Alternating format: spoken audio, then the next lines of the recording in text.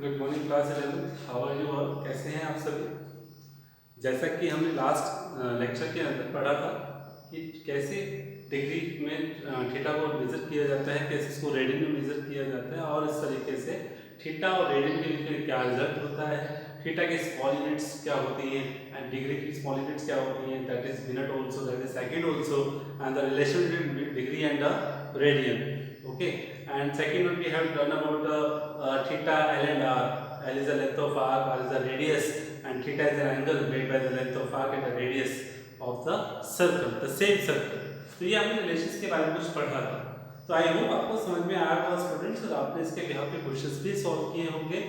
अब जो हम पढ़ने जा रहे हैं next, that is the trigonometric functions के बारे में. Of course we are doing the trigonometric functions. So अब हम स्टार्ट करने वाले हैं कि ट्रिग्नोमेट्रिक फंक्शंस के बारे में और डिटेल में पढ़ने वाले हैं. ठीक है, तो अब थोड़ा सा ध्यान से पढ़ना है आपको. हम इसमें क्या क्या पढ़ने वाले हैं, सबसे पहले मैं आपको बताना चाहूँगा. मैं आपको बताऊँगा कि हमने 10th क्लास तक 0 से लेकर 90 डिग्री तक के एंगल्स की वैल्यूज के बारे में पढ़ा था. That is 0 degree, 30 degree, 45 degree, 60 degree, 90 degree. अब हम जैसे ही 90 को क्रॉस करेंगे उन एंगल्स के बारे में पढ़ने वाले हैं कि कैसे हम 90 क्रॉस करने के बाद एंगल्स की वैल्यूज को फाइंड आउट करेंगे. तो स्टूडेंट्स ये बात तो साफ है कि जो भी आप 90 से क्रॉस एंगल्स की वैल्यूज फाइंड आउट करोगे, याद रहे वो 0 से लेकर 90 तक की जो वैल्यूज आपने फाइंड आउट की हैं वही रहेंगी, बस उनके साइन चेंज रहेंगे. ओके, ये मैं आपके साथ डिस्कस करने वाला हूँ. तो सबसे पहले शुरुआत करते हैं कि क्या ट्रिग्नोमेट्रिक फंक्शंस से हमें क्या क्या मिलने वाला है. और ट्रिग्नोमेट्रिक फंक्शंस का सीधा सीधा रिलेशन, ऑफ कोर्स थीटा आपने पढ़ा था कि रेडियन मेजर में हम बात कर रहे थे और radian measure is related to the circular measure. तो आई थिंक आपको मैं सबसे पहले शुरुआत यहीं से बताता हूँ कि सर्कुलर मेजर का मेन रोल क्या है. So first of all consider a unit circle. Okay, जैसे यूनिट सर्कल की बात आती है you know very well this about radius is 1 unit. बच्चों ध्यान से पढ़िएगा, बड़ा इंटरेस्टिंग टॉपिक आ रहा है. ओके, रेडियस है 1 यूनिट, तो और सेंटर हमने लिया ओरिजिन पर, दैट इज 0 0. तो आप देख रहे हैं फिगर आपके सामने बना हुआ है जिसके अंदर ओरिजिन सेंटर 0 0 है और रेडियस 1 यूनिट है. इसका मतलब ये चारों क्वाड्रेंट देख रहे हैं आप, ए बी सी डी, इस सर्कल में चारों एक्सिस को, दोनों एक्सिस को कट किया हुआ है ए बी सी डी में.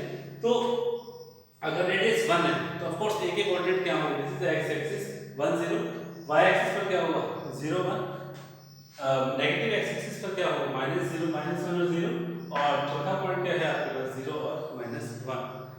तो हमने ट्रिग्नोमेट्रिक फंक्शंस की बात करें, ऑफ कोर्स उसके लिए थीटा तो जरूर चाहिए. हमने जो है एक पॉइंट कंसीडर किया उस सर्कल की सर्कमफरेंस पर, that is P.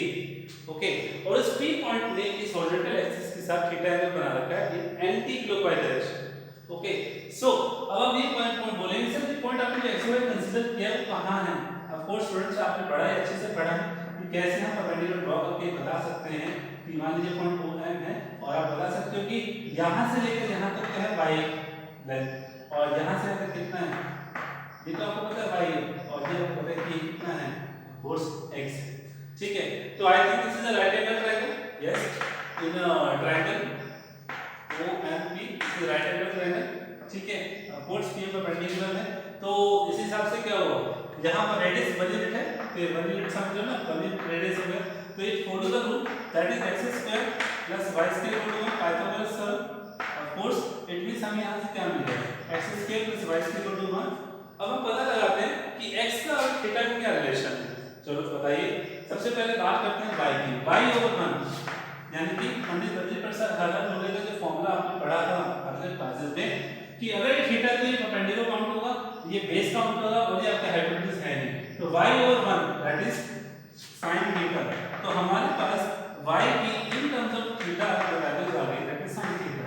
The same thing we have x/1 that is cos theta. तो हमारे पास x की कंसीडर आ जाती है, कंडीशन आ जाती है x = cos थीटा. तो इसका मतलब मैं कह सकता हूं कि मेरे पास जो p के कोऑर्डिनेट्स x और y के टर्म्स में है वो थीटा के टर्म्स में क्या हो जाएंगे, that is sin theta, cos theta और sin थीटा. तो हमारे ट्रिग्नोमेट्री की शुरुआत हो चुकी है. ओके स्टूडेंट्स, तो आप देख रहे हो कि सर्कल के ऊपर जो points p x x y लिया है वो थीटा के टर्म्स में, थीटा ट्रिग्नोमेट्रिक फंक्शंस के टर्म में हमें वो कोऑर्डिनेट मिल गए हैं cos थीटा और sin थीटा. और ये देखो ये पॉइंट इस कंडीशन को फॉलो कर रहा है, x² + y² = 1 को.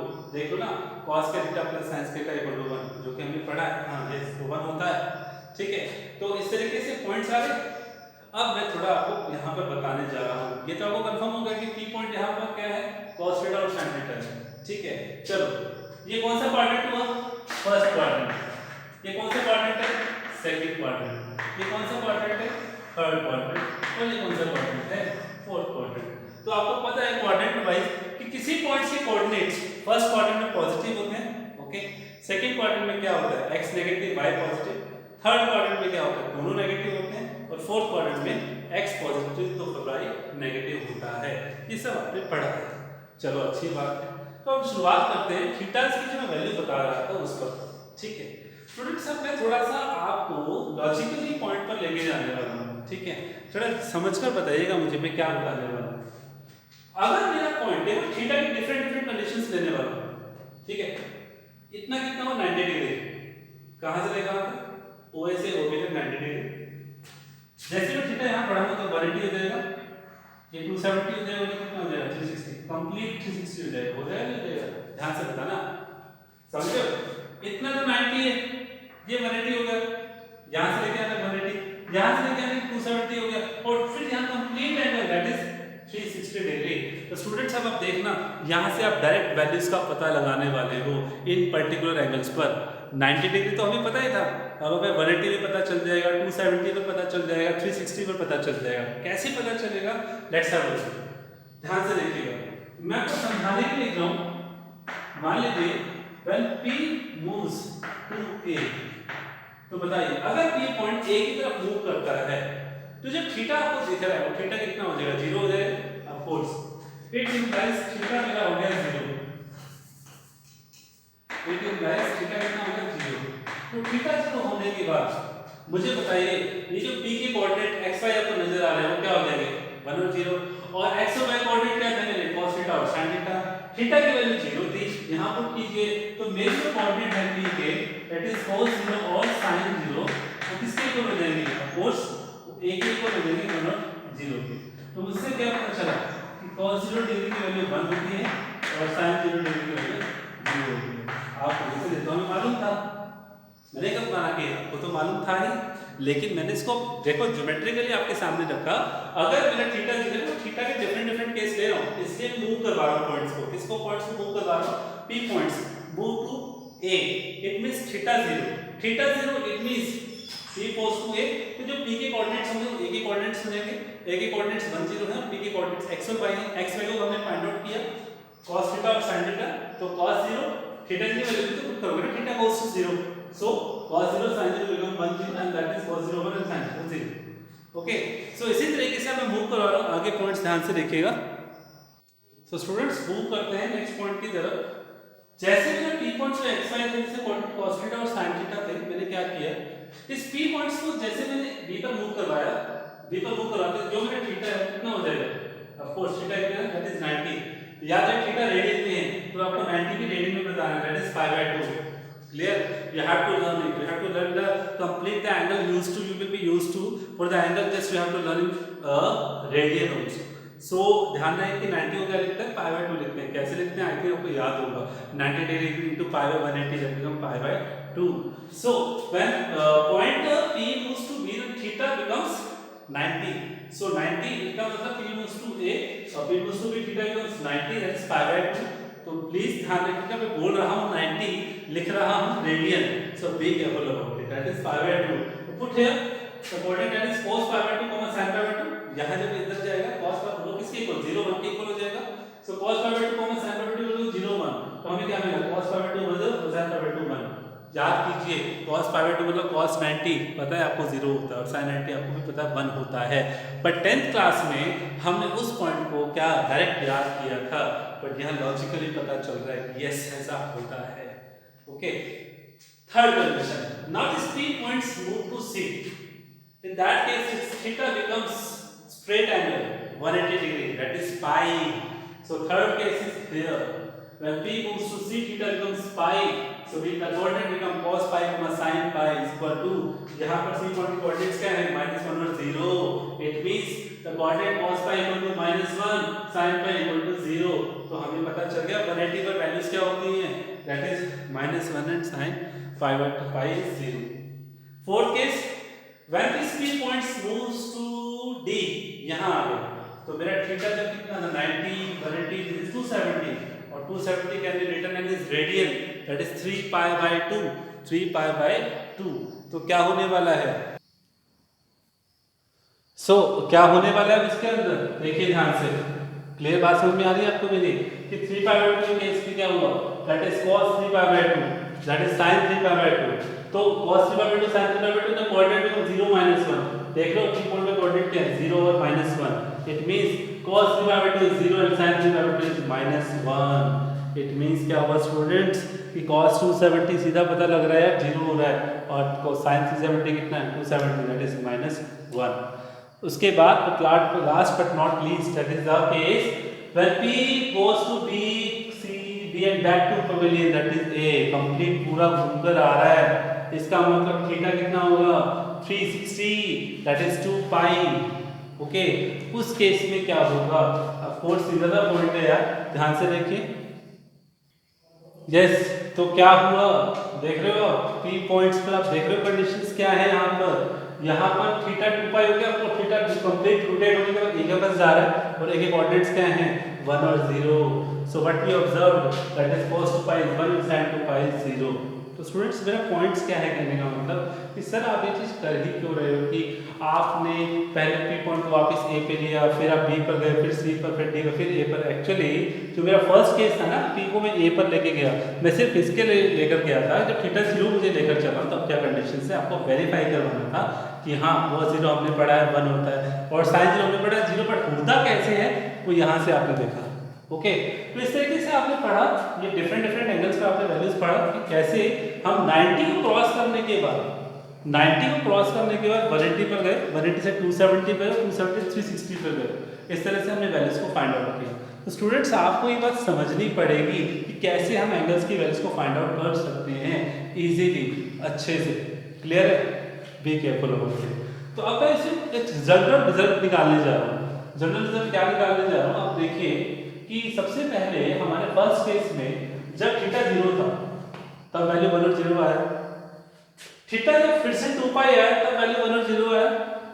मेरा कहने का मतलब समझ रहे हो, मैं कुछ बताना चाह रहा हूँ आपको, मैं आपको ये बताना चाह रहा हूँ, ध्यान से देखिएगा कि वैल्यू +1 है और फिर 0 है, ठीक है, मतलब cos 2 पाई की वैल्यू 1 आ रही है, sin 2 पाई की वैल्यू 0 आ रही है।